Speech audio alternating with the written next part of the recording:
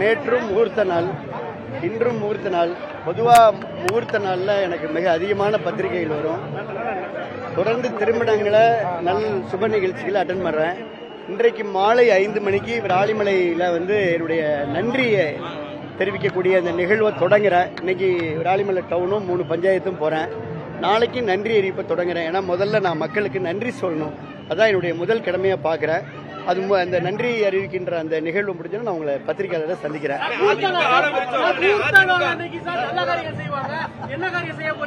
எல்லாரும் நல்ல காரியம் செய்யறாங்க. நான் வாழ்த்துறேன் எல்லாத்தையும். அதிமுக ஆழம் இருக்கும் 100 ஆண்டுகள் நிலைத்து நிற்கும் அப்படின்னு நீங்க சொல்லியிருந்தீங்க. அதே அதிமுக இல்ல, அதான் நான் இன்னைக்கு நான் நன்றி அறிவிப்பு சொல்ல போறேன்.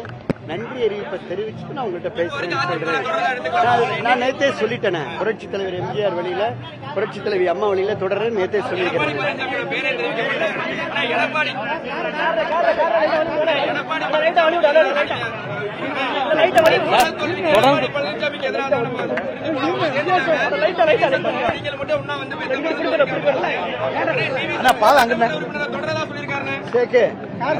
கொஞ்சம் காரு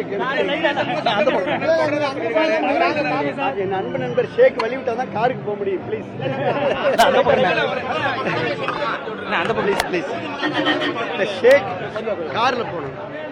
சாயந்தரம் நன்றி அறிவிப்பு முடிச்சுட்டு சொல்றேன். நன்றி. அவ்வளவுதான்.